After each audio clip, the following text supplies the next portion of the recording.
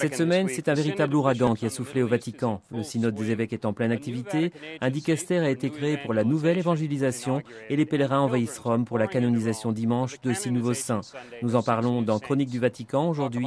Je suis John Tevis, rédacteur en chef du Catholic News Service à Rome. Et moi, je suis Carole Glatz, correspondante à Rome du CNS. Le synode des évêques a déjà entendu une centaine d'interventions sur des thèmes qui vont de la liberté religieuse au terrorisme et déjà quelques aspects saillants. Les églises de rite oriental ravissent toute l'attention parce que leurs représentants sont ici en majorité et beaucoup ont demandé un plus grand respect en Occident pour leur liturgie et pour leurs traditions. Un évêque a ainsi suggéré que les patriarches orientaux puissent voter lors d'un conclave sans devoir pour autant être nommés cardinaux. Une autre caractéristique impressionnante de ce synode, c'est qu'il permet une discussion globale sur les problèmes qui sont vécus au Moyen-Orient. Par exemple, le phénomène de la migration. Il y a aujourd'hui au Moyen-Orient plus de catholiques qui vivent en dehors de la région qu'à l'intérieur. Et cette question engendre toute une série de nouveaux défis pastoraux. Surtout que parallèlement, une vague de nouvelle immigration chrétienne de l'Asie vers le Moyen-Orient est en train de changer le visage de l'Église. L'un des discours les plus surprenants au synode a justement été celui de Benoît XVI le premier jour.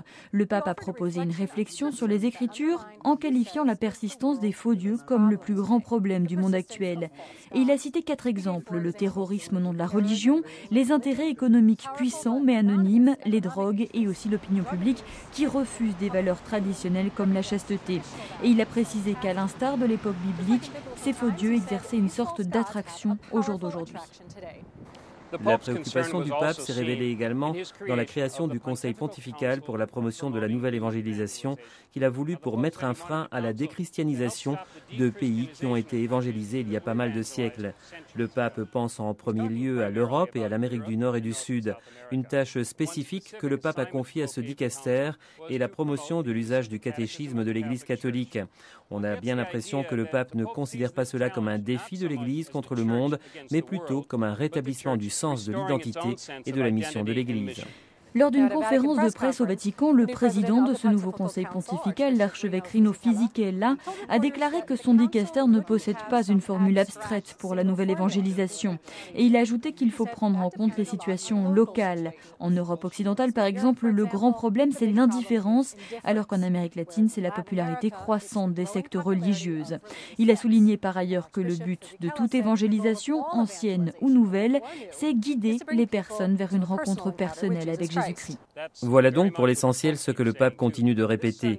Et dimanche prochain, il canonisera 6 personnes, notamment la bienheureuse Mary MacKillop, qui deviendra ainsi la première sainte australienne.